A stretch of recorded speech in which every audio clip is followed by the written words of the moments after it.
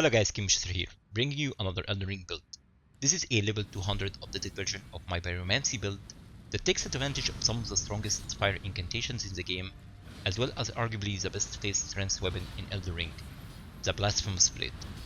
This build offers unprecedented levels of survivability and sustain, but even greater levels of destruction and damage.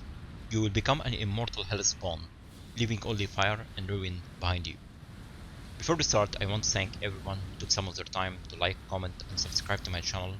I'm truly grateful for those of you who left me a feedback on how to improve any of my builds and my content in general. Thank you so much guys, but without any further delay, let's jump right in. The centerpiece for this build is the Blasphemous Blade, one of the best phase strength weapons in the entire game. The Blasphemous Blade deals both physical and fire damage, and when fully upgraded it has C scaling in both strength and dexterity, and B scaling in phase. This weapon stands out in its Ashe of War, Taker's Flame.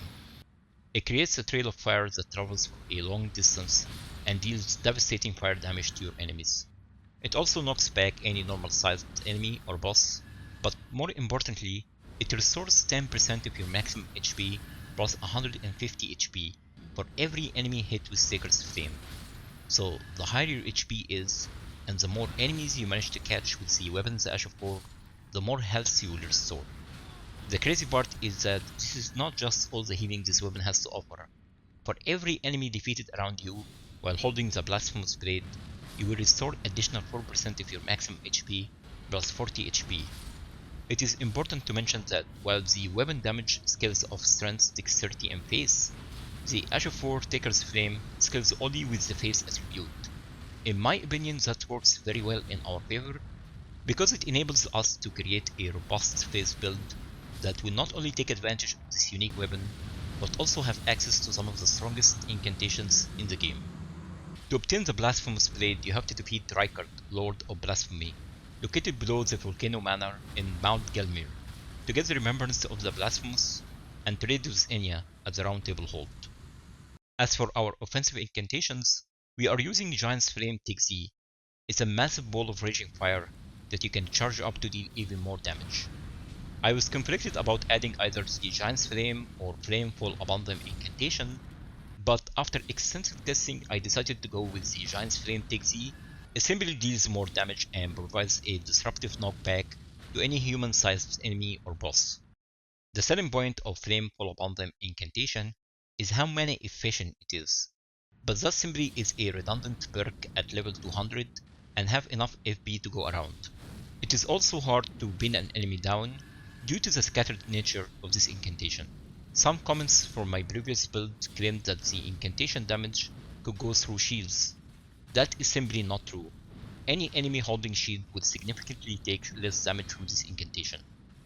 To get both incantations, reach the top of the Guardian's Garrison and obtain the Giant's Prayer Book, then turn it into Myriad, Pastor of Vows, as the Church of Vows, to learn both incantations from him.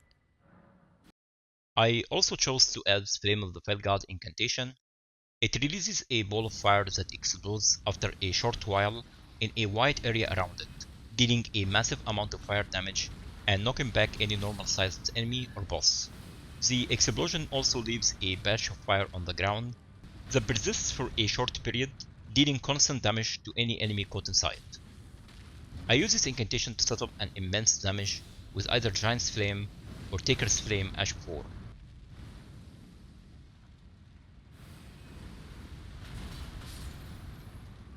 One thing to mention is that most enemies that usually tend to dodge our direct projectile will completely ignore Flame of the Fell God Explosion Orb, making it a very effective tool to handle this type of enemy.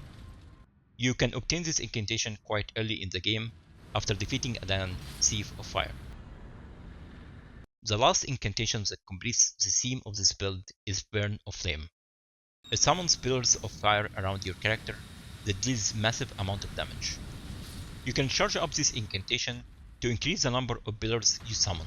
This can quickly become your most damage dealing incantation, especially against large enemies whose gigantic bodies can easily catch multiple fire pillars simultaneously. You can obtain Burn of Flame incantation after turning the remembrance of the fire giant to Enya at the Round Table Hold. The seal we are using for this build is the Giant's Seal. It increases the damage of Fire Giant incantations by 20%. I tested the Giant Seal against the Earth Tree Seal and the Claw Mark Seal, and even at the highest levels of strength and pace, the Giant Seal always came on top.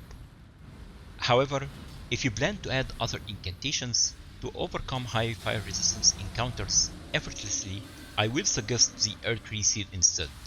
It is overall the best phase seal in the game.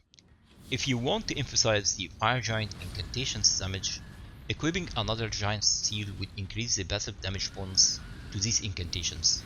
If you don't have access to another Giant Seal, you can always use the Jellyfish Shield to achieve similar results. You don't need to upgrade either the second seal or the Jellyfish Shield to receive the second damage increase. If you are not interested in playing with offensive incantations, you can power stance the Blasphemous Blade with another great sword, and one of the best weapons you can pair it with is the Sword of Milos. This will give you access to the great sword's power stancing movesets like jumping L1, but more importantly, you will receive a 5 FP for every enemy you defeat while holding the Sword of Milos. Along with the Blasphemous Blade, you are looking at extreme damage dealing build with substantial health and FP regeneration. It also has a unique Ashe 4 Shriek of Milos, which afflicts all enemies in a wide area around you with a 15% damage taken for 30 seconds. I should point out that the Ashe 4 also increases the weapon damage, but that only applies to the Sword of Milos and not any other weapon you are holding.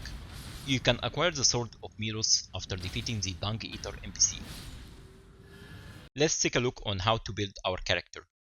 I'm playing the Vagabond starter class with the Golden Seed Keepsake, 60 points in Vigor to increase our maximum HP, which synergizes really well with the Blasphemous Blade, 40 Mind for a large FP pool, 33 Endurance, this is tailored for my equipment load, 30 Strength and 20 Dexterity.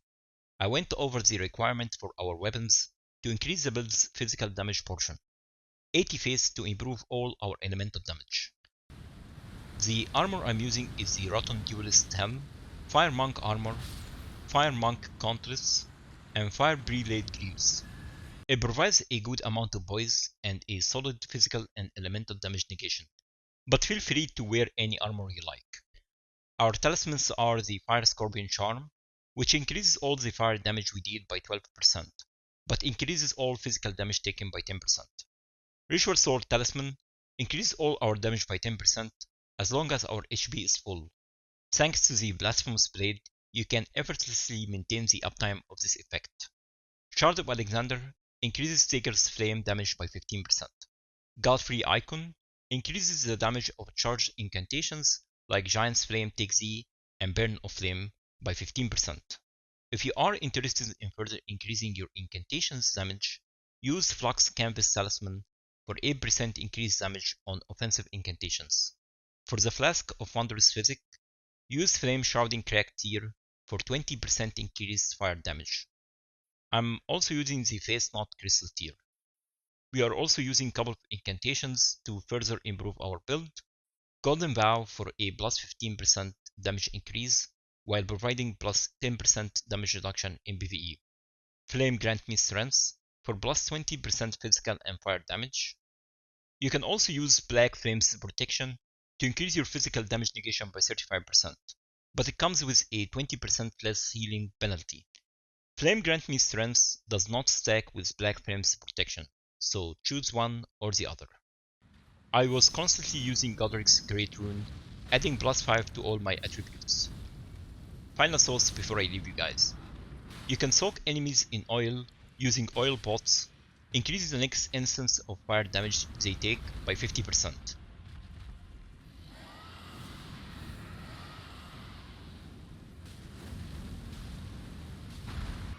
If you also used your Mimic Summon while having some bots on your action bar, he will start using them on your enemies. Use lightning incantations from the Dragon Cult incantations to overcome high fire resistance encounters like the Fire Giant fight. You can't have this build running until very late in the game. However, if you are looking for a strong phase build right from the very beginning of the game, please check either my God Slayer or my Dragon Cult Knight beginner builds. In the end, if you have any questions regarding this build or Elden Ring in general, please let me know. I will always try to answer to the best of my limited knowledge. Thank you so much for watching and have a great day.